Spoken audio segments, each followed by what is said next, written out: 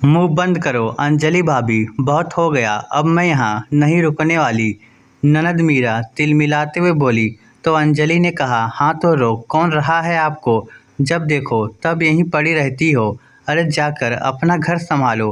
पड़ोस में शादी हो गई तो इसका मतलब ये नहीं कि मुंह उठा के चली आओ। मीरा ने अपनी माँ श्रीमती शर्मा से गुस्से में कहा। देख रही हो माँ, भाभी की जुबान कितनी लंबी हो गई है, आप कुछ कहती क्यों नहीं? अंजलि तपाक से बोली। अरे क्या कहेंगी, आज कोई बोलकर तो दिखाए मेरे सामने। इन्होंने सिर पर चढ़ाया है ना आपको, आज मैं ही सिर से उतारूंगी।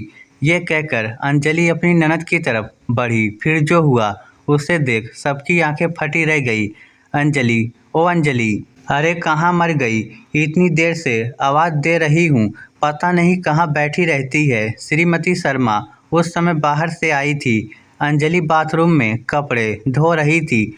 वह जल्दी जल्दी पल्लू से हाथ पोंछकर आई और बोली, मम्मी जी, क्या कह रही थी आप? मुझे बाथरूम में आवाज़ नहीं आ रही थी। तब सास श्रीमती शर्मा ने टेबल पर रखे टिफ़िन की तरफ देखकर कहा, बहू तेरी ननद ने टिफ़िन भेजा है, इसमें खाना भरकर भेजना है और उसके घर मेहमान आ रहे हैं। अंजलि ने कहा, मेहमान आ रहे हैं तो हम क्या करें?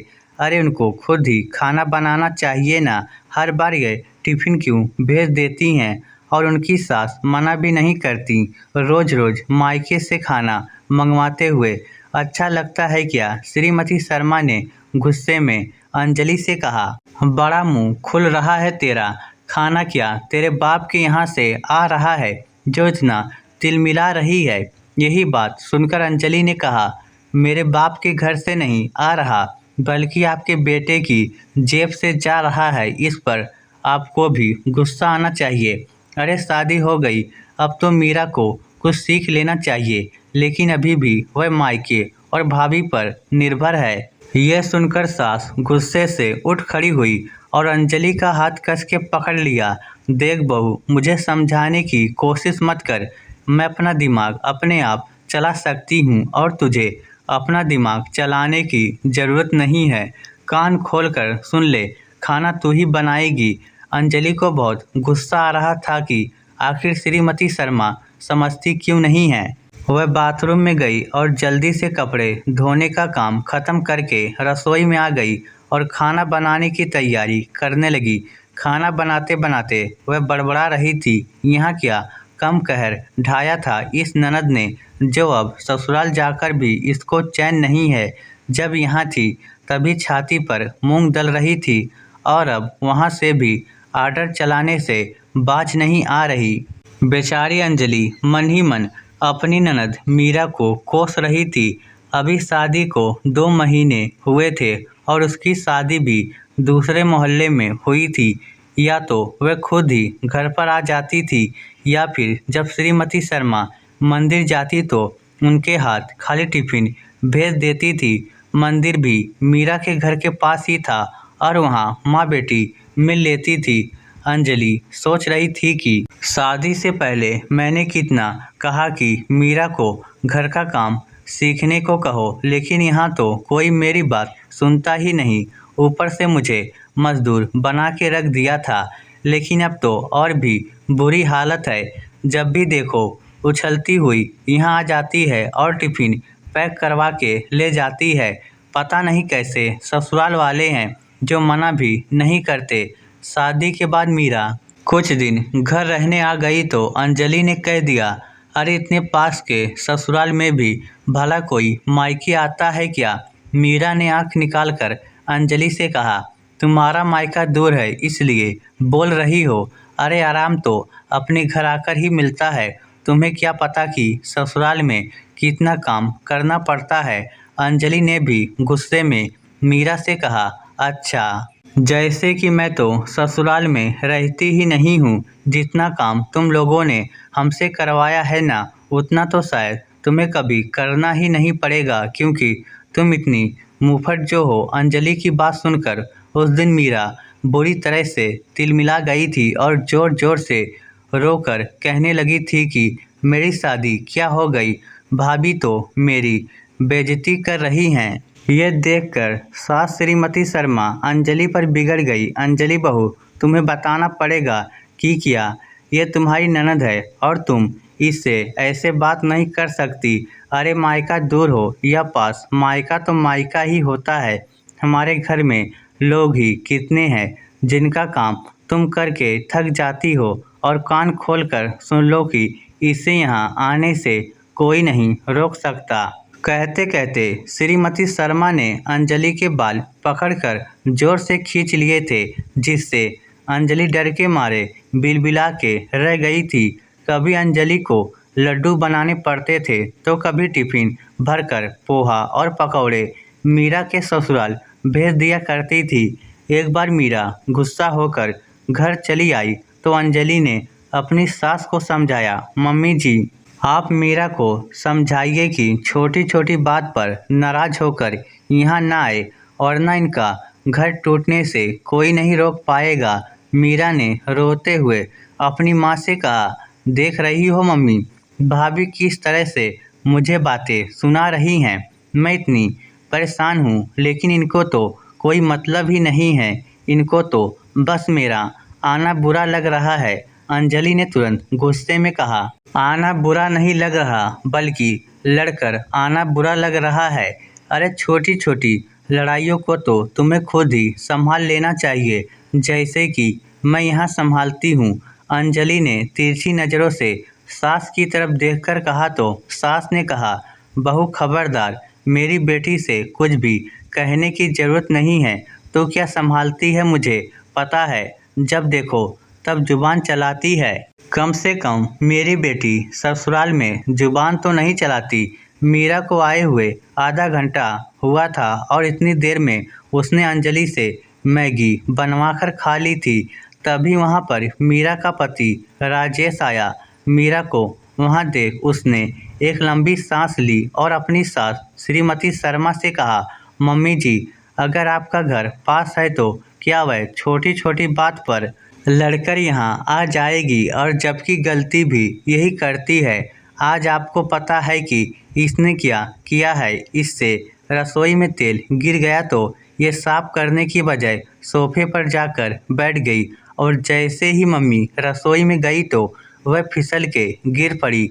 मम्मी को अभी मैं डॉक्टर के पास छोड़ के आ रहा हूँ, उनके पैर में फ्रैक्चर हुआ है।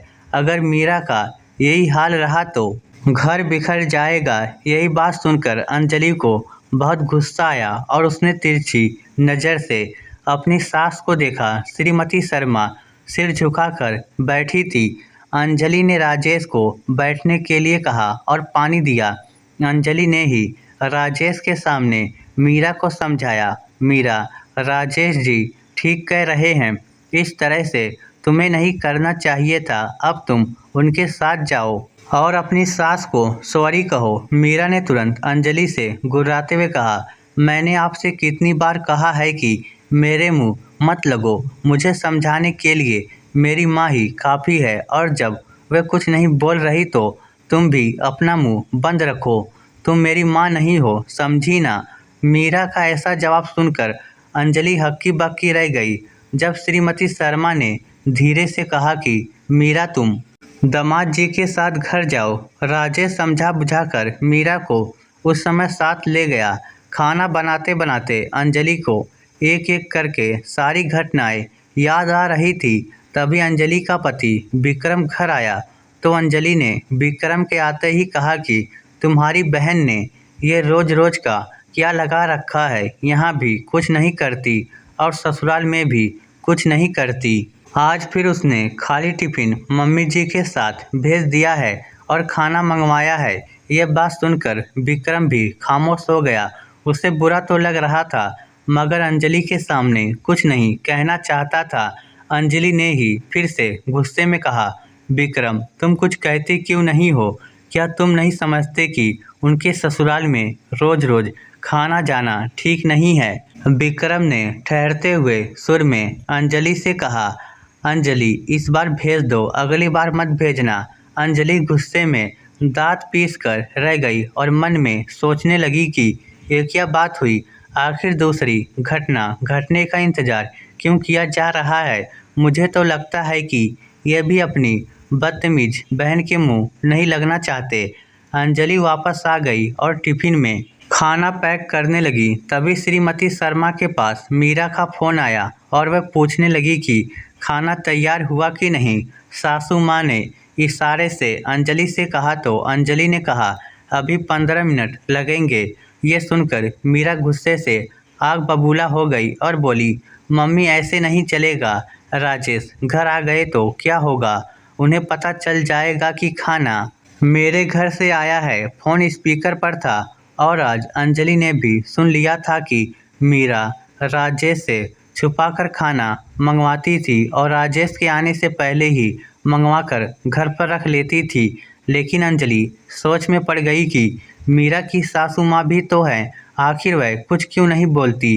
अंजलि को कुछ समझ में नहीं आ रहा था कि आखिर मीरा के घर में चल क्या रहा है। इस बात को हुए 2 दिन ही हुए थे कि सुबह सुबह मीरा रोती हुई घर आ गई और आते ही बोली, मम्मी मैं उस घर में नहीं जाऊंगी, बर्दाश्त की भी हद होती है। श्रीमती शर्मा पूछने लगी कि अरे बेटा इतना परेशान क्यों है और इतना क्यों रो रही है? दामाद जी और तेरी सास तो इतने अच्छे हैं, तो फिर तुझे क्या परेशानी हो गई? श्रीमती शर्मा की बात सुनकर मीरा जोर से बोली, मम्मी अब आपको भी हमसे ही परेशानी होने लगी है ना? आपको भी वही लोग अच्छे लग रहे हैं और अपनी बेटी बुरी लग रही है। शादी के बाद सबको लड़की की गलती क्यों नज़र आती है? वहाँ खड़ी अंजलि ने भी टपाक से कहा, यह सवाल तो मुझे भी पूछना था और जवाब तुम ही दे सकती हो कि आखिर शादी के बाद लड़की की गलती क्यों नजर आती है। मीरा ने गुस्से में दहाड़ कर कहा, तुम तो अपना मुंह बंद ही रखो। मैं तुम्हारी ननद हूँ, समझी ना? तुम्हें मेरी जैसी घटिया ससुराल नहीं मिली है, जहाँ हर चीज़ के लाले पड़े हुए हैं। नहाने को भी कभी साबुन नहीं होता तो कभी रोटी पर लगाने के लिए घी नहीं होता। अंजलि ये सुनकर चिल्लाकर बोली, तुम तो रोटी बनाती ही कितना हो कि तुम्हारे घर का घी खत्म हो जाता है। अरे क्यों अच्छे खासे लोगों के घर को बदनाम करने की कोशिश कर रही हो? अंजलि की आवाज़ सुनकर अंदर से विक्रम भी निकल कर आया। भाई को देखते ही मीरा रोते हुए उससे लिपट गई और बोली, भैया देखो भाभी मेरे पीछे पड़ गई हैं, क्या ये घर मेरा नहीं है? विक्रम ने प्यार से मीरा को बिठाया और कहा, मेरी प्यारी बहन अब घर पे क्या बात हुई है जो लड़कर आ गई? मीरा ने गुस्से में अपने भाई से कहा, भैया मैं लड़कर नहीं आई हूँ, बल्कि मेरी सास ने कहा है कि हमारे यहाँ रहने की ज़रूरत नहीं है। आप भी भाभी की तरह मेरे पीछे पड़ गए हो, लेकिन अब मैं किसी की नहीं सुनने वाली। मीरा पैर पटकती हुई अपने कमरे में गई और कमरे को अंदर से बंद कर लिया। विक्रम बाहर से दरवाज़ा पीटता रह गया, लेकिन मीरा ने दरवाज़ा नहीं खोला। अंजलि हाथ बांध के खड़ी पूरा तमाशा देख रही थी। उसने यह सब देखकर कहा, विक्रम वह दरवाज़ा नहीं खोलेगी क्योंकि वह बहुत ज़िद्दी है। सासू माँ इस सब की जिम्मेदार आप ही हो। जब मैं आपसे कहती थी कि आप इसको समझाओ, घर का काम करने के लिए कहो, तब आप मेरे खिलाफ बोलने लगती थी और मीरा का पक्ष लेती थी। लेकिन अब देखिए कैसे इसने अपनी गृहस्थी को दांव पे लगा दिया है। यह सुनकर श्रीमती शर्मा अंजलि पर नाराज होने लगी और बोली, बहुत ज़्यादा बोलोगी तो तुम भी अपने घर पहुंच जाओगी। मेरी बेटी की कोई गलती नहीं है, मैं अच्छे से जानती हूँ। ज़रूर इसके ससुराल वालों ने ही कुछ किया होगा।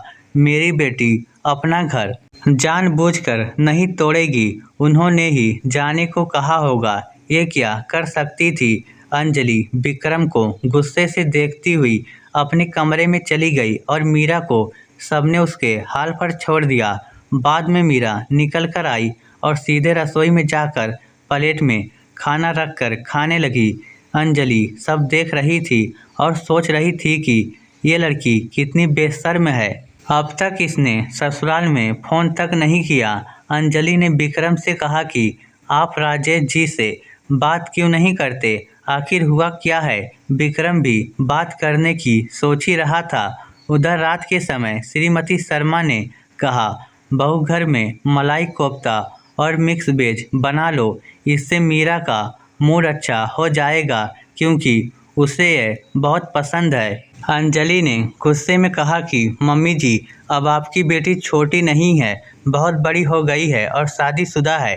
जब आप उसे कहिए कि मेरे साथ आकर खाना बनवाए, अब नहीं तो ये सारे पकवान बाहर से ऑर्डर कर लो, मैं कुछ भी बनाने वाली नहीं हूँ, मेरे मूड का ख्याल तो कोई नहीं रखता। ये सुनकर श्रीमती शर्मा आग बबूला हो गई और बोली, बहू बहुत बोल रही है तू। तेरी जैसी बहू घर में आ जाए तो घर का क्या हाल होगा, मुझे अच्छी तरह से पता है कि मेरी बेटी तेरी आंखों में खटकती है, लेकिन कान खोल कर सुन ले, मेरी बेटी यहीं रहेगी, कहीं नहीं जाएगी।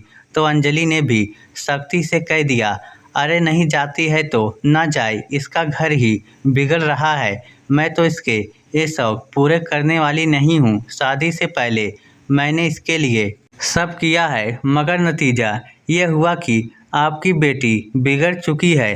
अब बात मेरे बस में नहीं है, आप देख लो कि करना क्या है। इसके बाद अंजलि सीधी मीरा के कमरे में गई और टीवी का कनेक्शन निकाल दिया।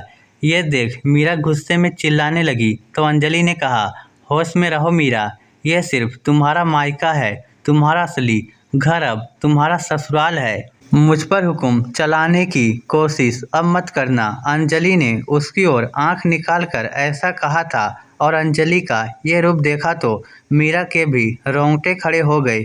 वह अपने भाई से कहने लगी तो भाई भी खामोश रहा। अंजलि ने कमरे में से मीरा के पुराने कपड़े भी निकाल करके बाहर रख दिए और कहा, इनकी अब यहाँ कोई ज़रूरत नहीं है, मुझे पुराने कपड़े यहाँ नजर नहीं आने चाहिए। ये देख मीरा का खून खौल गया और वह बोली, मुंह बंद करो अंजलि भाभी, बहुत हो गया, अब मैं यहाँ नहीं रहने वाली। ननद मीरा तिलमिलाते हुए बोली तो अंजलि ने कहा, हाँ तो रोक कौन रहा है आपको, जब देखो यहीं पड़ी रहती हो, अरे जाकर अपना घर संभालो। पड़ोस में शादी हो गई तो इसका मतलब ये नहीं कि मुंह उठा के चली आओ। मीरा ने अपनी माँ से गुस्से में कहा, देख रही हो माँ, भाभी की जुबान कितनी लंबी हो गई है, आप कुछ कहती क्यों नहीं है। अंजलि तपाक से बोली, अरे क्या कहेगी, आज कोई बोल कर तो दिखाए मेरे सामने, इन्होंने सिर पे चढ़ाया है ना आपको, आज मैं ही सिर से उतारूंगी। ये कहकर अंजलि अपनी ननद की तरफ बढ़ी और उसके पीछे खड़े राजेश का हाथ पकड़कर उसके सामने खड़े करते हुए कहा, राजेश जी, आपने विक्रम को तो बता दिया, मगर अब आपको सच्चाई सबके सामने बतानी ही होगी। तब राजेश ने कहा, मम्मी जी, ये हर रोज़ यहाँ से खाना मंगवाती थी, तो एक दिन मेरी माँ ने नाराज़ होकर कहा कि बेटा, मायके से रोज़ रोज़ खाना ठीक बात नहीं है, तुम तो घर में खुद ही खाना बना सकती हो। बस माँ के इतना कहने से इसका पारा हाई हो गया, इसलिए माँ को भला बुरा कहा और बहुत गिरी हुई बातें कही इसने। अरे माँ को इसने ये तक कह दिया कि तुम वृद्धाश्रम चली जाओ, हम दोनों के बीच में लड़ाई करवा रही हो। तो माँ ने इसे गुस्से में कहा कि इससे अच्छा तो तुम मायके में ही चली जाओ, क्योंकि तुम्हें अपने घर का खाना इतना पसंद है। मैंने भी इसको समझाने की कोशिश की तो ये यहाँ ये कहकर चली आई कि अब मैं कभी यहाँ नहीं आऊँगी। मम्मी जी, अब आप ही बताओ, इसमें मेरी माँ की क्या गलती है। अगर अंजलि भाभी घर में कोई काम ना करे और आपको उल्टा सीधा कहे, जवाब दे तो आप क्या करोगे। हर वक्त घूमने की बात करती है और शॉपिंग की बात करती है, आप ही बताओ क्या हर वक्त ये सब अच्छा लगता है। माँ ने कहा, घर गृहस्थी देखकर चलो तो इसका मुंह बन गया। आप ही बताओ कि अगर ये इतनी छोटी छोटी बात पर यहाँ आएगी तो किसी दिन गुस्सा मुझे भी आ सकता है। बार बार तलाक मांगेगी तो मैं भी दे ही दूंगा ना। ये सुनकर तो श्रीमती शर्मा के पांव तले जमीन खिसक गई और अब उन्हें पहली बार अपनी बेटी पर गुस्सा आया। तब अंजलि ने कहा, मम्मी जी, आपको पहली बार तभी मीरा को डांटना चाहिए था जब इसके हाथ से तेल गिरने पर राजेश की माँ उस पर फिसल गई। उनको फ्रैक्चर हुआ और वह बेड पर आ गई। आपने तब नहीं कहा, इसलिए मीरा सिर पर चढ़ गई है और अब उतारने का नाम नहीं ले रही। अब मीरा का तलाक हुआ तो इसमें आपका ही हाथ होगा। ये सुनकर तो श्रीमती शर्मा के होश उड़ गए। तभी मीरा ने राजेश से कहा, राजेश, झूठ बोलने की ज़रूरत नहीं है, तुम्हारी माँ ने ही हमसे बदतमीजी की। उन्होंने तुरंत मीरा के गाल पर गुस्से में थप्पड़ मारकर कहा, खबरदार, जो तुमने दामाद जी से कोई बदतमीजी की तो जितनी चादर हो उतने ही पैर पसरने चाहिए। चादर से पैर बाहर निकालोगी तो कहीं की नहीं रहोगी। अभी के अभी दामाद जी के साथ घर जाओ, वरना हमसे बुरा कोई नहीं होगा। मीरा फिर से बोलने की कोशिश कर रही थी, मगर श्रीमती शर्मा ने दोबारा थप्पड़ मारा और कहा, अपनी भाभी को देखो, कितने अच्छे से घर संभालती है और कोई काम नहीं बिगड़ता। तुम्हारे इसने सारे नखरे उठाए हैं, मगर तुम हमेशा इसके साथ बदतमीजी करती रही और मेरी गलती रही कि मैंने कुछ नहीं कहा। अगर तुम आज ससुराल वापस नहीं गई तो मैं भूल जाऊंगी कि तुम मेरी बेटी हो। अब मीरा को ना चाहते हुए भी अपने ससुराल वापस जाना पड़ा, क्योंकि आज उसे एहसास हो गया था कि एक माँ ही थी जिसके कारण वह अपने ससुराल से लड़कर मायके आकर बैठती थी। जब उन्होंने भी डांटा तो उसे पता चल गया कि अब वह ऐसा कुछ भी नहीं कर पाएगी, इसलिए ससुराल में रहना ही ठीक है। इस स्टोरी को लेकर आपकी क्या राय है, नीचे कमेंट करके हमें ज़रूर बताइएगा। धन्यवाद।